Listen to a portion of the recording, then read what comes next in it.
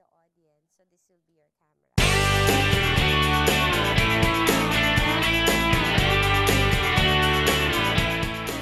Simula pagkabata, ang mga Pilipino ay sadyang mahilig sa sports.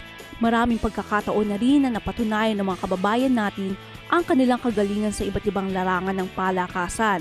Sa larangan ng global competitiveness, may isang komite na siyang tumatayong mother organization ng lahat ng National Sports Association sa Pilipinas, ang Philippine Olympic Committee.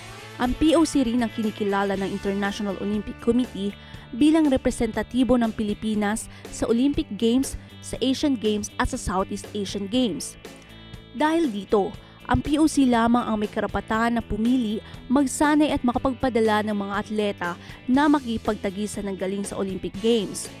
Bukod dito, may iba pang gampanin ng POC, gaya ng cultural function nito na siyang bumubuo ng mga aktibidad para i-promote ang sports and culture ng ating bansa. Nariyan din ang National Olympic Academy na nakabase sa Greece, na siyang naglalatag ng mga educational programs na ang layunin naman ay ang i-promote ang awareness sa Olympic movement sa bansa. Dahil dito, approve sa amin ang committee ito. Mabilis ang pag-usad ng panahon. Before we know it, it's going to be an Olympic year once again. Susunod na buwan, malapit na, ilang araw na lang, February na naman, no? Kaya joining us today is Mr. Jimbo Saret, conditioning coach ng Philippine Olympic Committee, at joining him ay si Ms. Joni Go, board member and Secretary General ng Canoe Kayak Federation. Magandang hapon po sa inyong dalawa. Magandang hapon. Good afternoon. Okay. Good afternoon.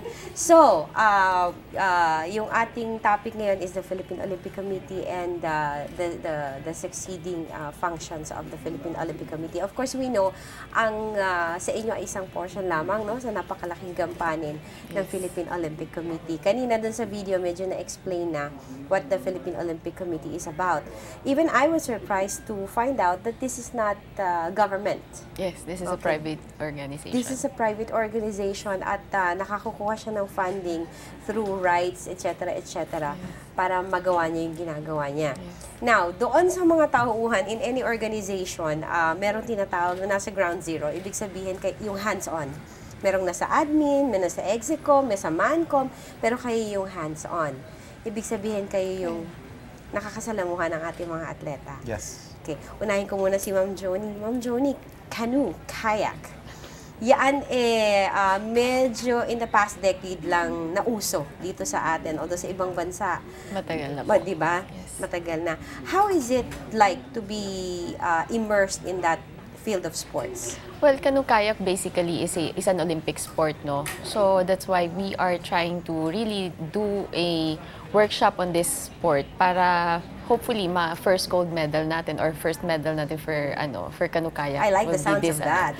Will be this 2016 Olympic Games. Forgive my ignorance. Is there a difference between canoe and kayak? Yes, a canoe is a single-bladed paddle. We use a single-bladed paddle, and the paddler is kneeling inside the boat. Okay. And then ang kayak naman, it's a double-bladed paddle. Yung mga nakikita natin sa yung recreation, but that's recreation, no? Yung sport natin is parang with balance yung boat nila and double-bladed yung ginagamit na paddle. Okay.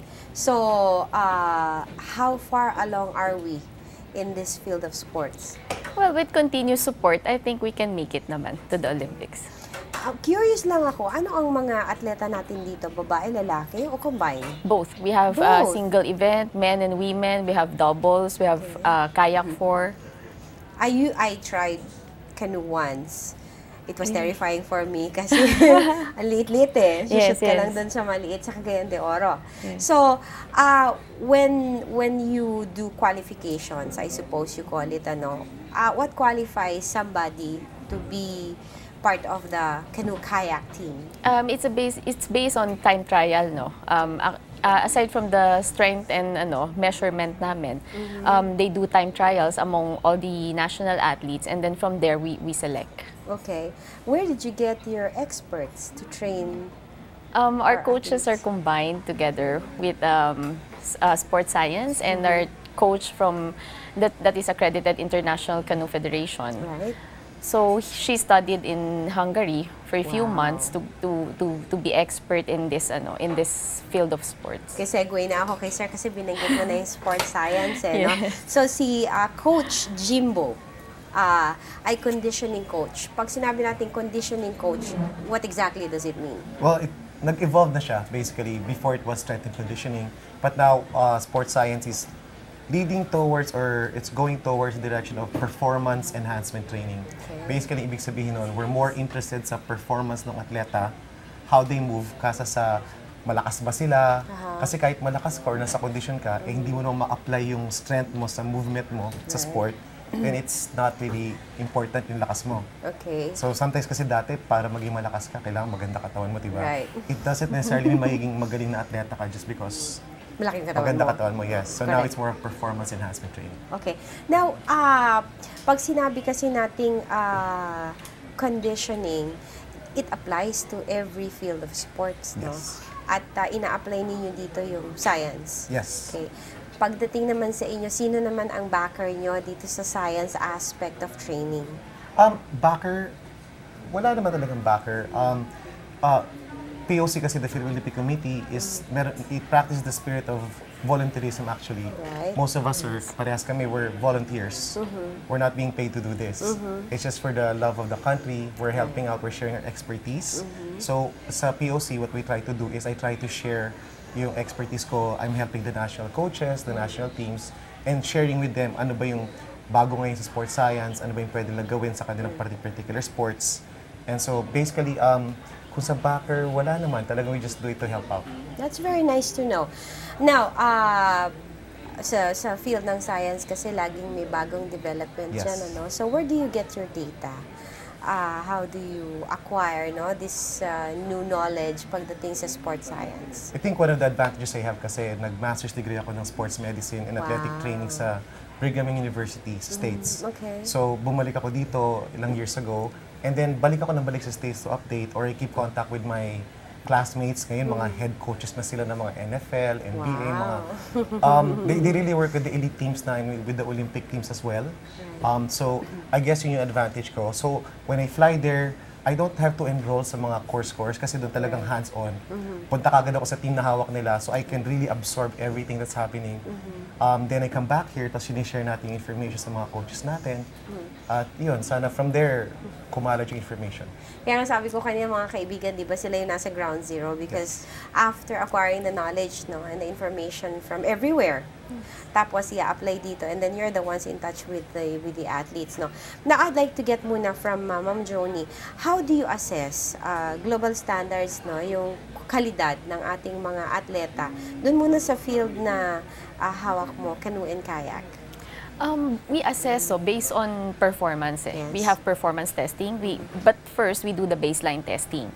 So after the baseline testing, after a couple of weeks, we do the performance test. Kung nag-improve ba sila, were they able to beat their own time? Yun nga, yung bumaba yung time nila. That is how we gauge on our sport. But this time, this is a bigger picture because we are going to, Coach Jim is going to handle the whole everything, all the NSAs, all the sports under the Philippine Olympic Committee.